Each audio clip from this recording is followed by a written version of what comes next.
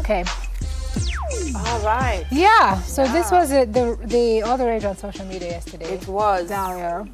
sound system selector Gabriel Selassie has been released from police custody. This was yesterday, and he is scheduled to appear in the Kingston and St. Andrew Parish Court in Halfway Tree on May 15 in relation to an incident at Kingston Dub Club, which is at Skyline Drive in Jacksonville.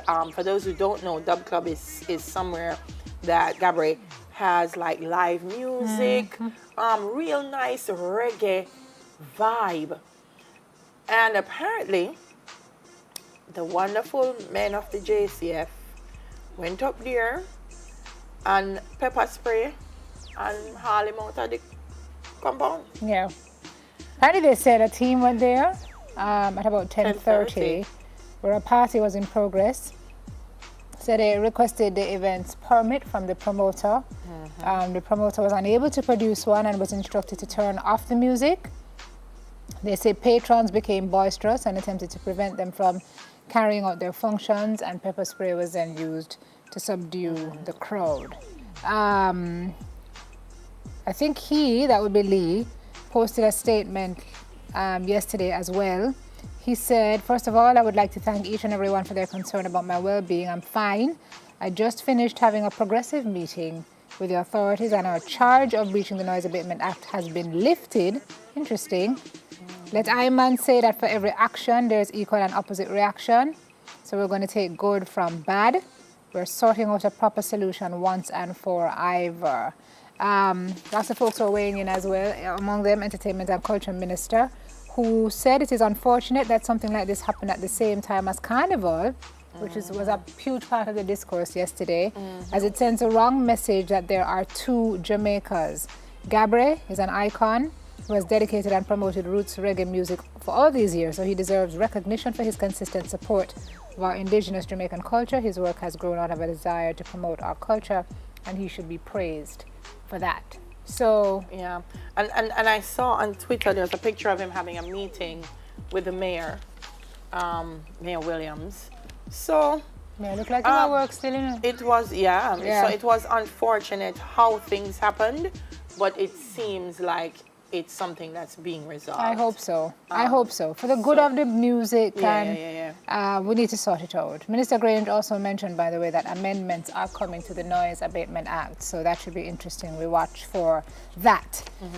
Moving on now, Caribbean youth leaders. They advocate for the age of accessing sexual health services and the age of consent to be equal. They want it to be the same.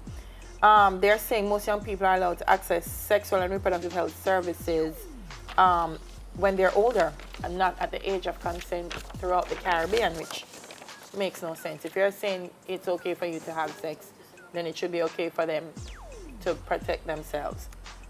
So this call was made at the conclusion of a meeting of Caribbean youth leaders organized by Pan-Caribbean Partnership Against HIV and AIDS in Guyana. It makes sense. They say this has a direct influence on the prevention of new HIV infections, all kinds of infections, and of course teenage pregnancy. So, if you're going to give them the power to say yes, you should also give them the power to protect themselves. Agreed. So I'm with PanCap on that one. Alrighty, now we move on to our final hot topic for this morning: illegal cashpot operators funding gangs. Christopher Sergio did this story for the Gleaner. Illegal cashpot operators are, he writes, creaming off what the authorities believe amount to at least $2 billion per year from the gaming industry. The article mentions Supreme Ventures and the fact that this continues to put a dent in the operations of that company. But the authorities are saying that it is a sure source of funding for many of the gangs around the country who are using it to purchase weapons to fortify their empires. I'm wondering if people are understanding what we just said.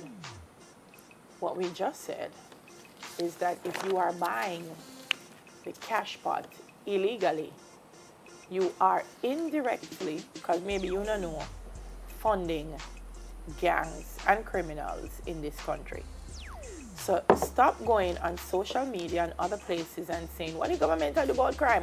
What are you doing about crime? Because if you are contributing $2 billion a year towards criminal activity, and that's a guess. country, That's a guesstimate, there's because there's no fixed fixed data to date. support it. So if you are contributing $2 billion per year to crime, Mr.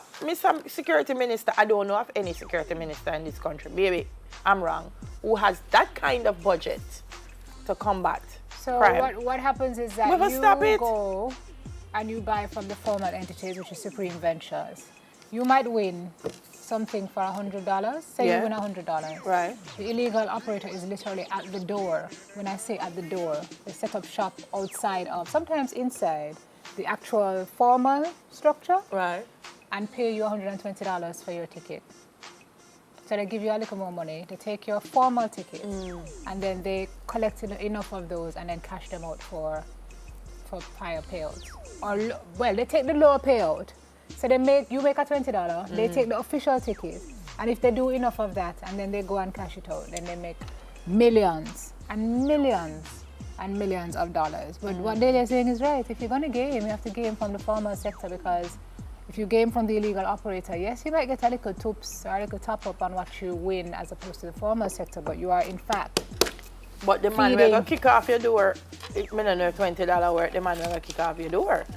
And I think sometimes we don't think about, that's something I'm realizing, we don't think about repercussions and about how our actions not until it happens to have, we do even connected, Simone, crime is escalating, and we're all saying, why is crime escalating? What has become of Jamaica? Why is Jamaica like this? There's a reason Jamaica is like this. And it's the one number security minister. We have to do better. play your part. We have to do